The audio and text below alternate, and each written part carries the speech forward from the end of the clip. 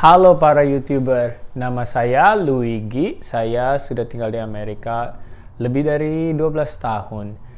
Kenapa saya bikin YouTube channel ini? Soalnya banyak teman-teman dan keluarga saya yang sering WhatsApp saya. Ini benar gak sih di Amerika tuh begini, begitu? Dan saya pikir, kenapa saya nggak bikin video saja buat supaya kasih tahu dari pendapat saya gimana kejadian-kejadian ini yang sehari-hari terjadi di Amerika dan how it's affecting our lives sebagai orang Indonesia di Amerika.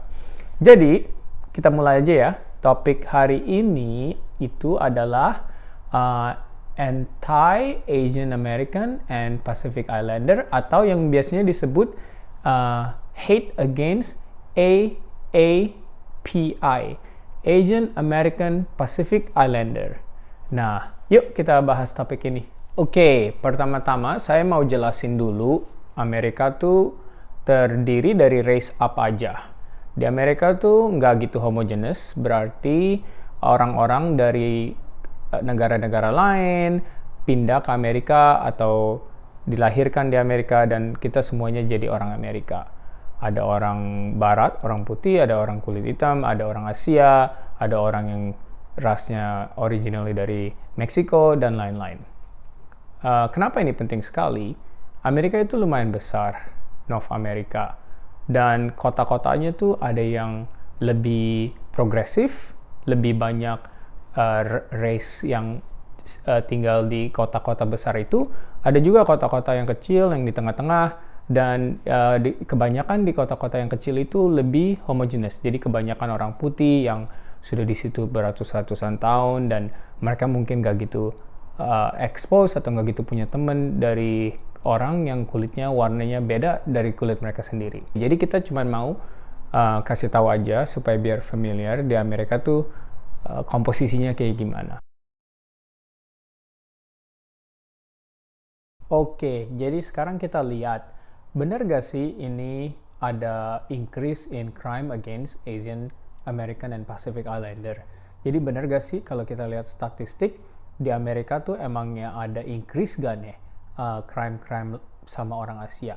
Jadi kalau kita lihat dari tahun 2020, awal 2020 sampai sekarang, kira-kira ada 3.800 laporan tentang crime yang dilakukan ke orang Asia. Dan itu sekitar nationally 300% lebih dari tahun-tahun sebelumnya. Nah, kalau especially di kota-kota besar seperti Los Angeles dan New York, itu tuh bisa increase-nya 150% dari biasanya. Jadi kalau kita lihat dari sisi statistik, emang benar banyak increase tentang crime yang dilakukan kepada orang-orang Asia. Dan ada satu grup namanya StopAAPI.org. Mereka itu organisasi non-profit ya.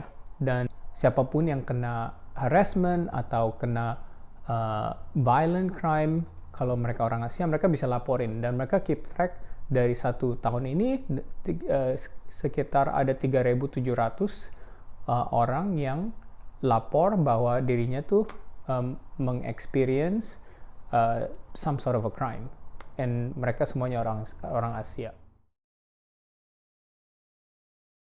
Berapa minggu yang lalu di dekat rumah kita, by the way kita tinggalnya di Northern California, di mana San Francisco dan Palo Alto, di daerah-daerah Northern California. Dan 3 minggu lalu ada 2 nenek-nenek Asia yang dijahatin sama orang. Barang-barangnya diambil, dompetnya diambil, dan mereka didorong dan luka. Untungnya mereka nggak luka parah dan mereka masih oke, tapi ya mereka jadi takut buat keluar sendirian. Jadi banyak banget crime-nya beda-beda. Ada yang dipukulin, ada yang didorong, ada yang sampai meninggal gara-gara didorong. Tapi ini semua crime-nya tuh kebanyakan targetin satu orang Asia, dan kedua orang Asia yang udah tua, yang umurnya 60-an ke atas, yang nggak bisa defend themselves. Dan lebih parah lagi, ini tuh banyak yang targetin orang Asia, orang tua, dan perempuan. Biasanya tuh yang ditargetin tuh nenek-nenek kita gitu loh istilahnya, atau mama kita yang lagi jalan di depan sendirian, yang udah tua dan nggak bisa ngelawan balik. Jadi itu masalahnya sekarang di Amerika seperti itu. Terus ada contoh apa lagi ya sekitar kalau buat kita sendiri di sini? Kalau sekarang sih jujur aja, mungkin gara-gara kita masih muda, jadi kita nggak gitu takut, tapi kita selalu alert.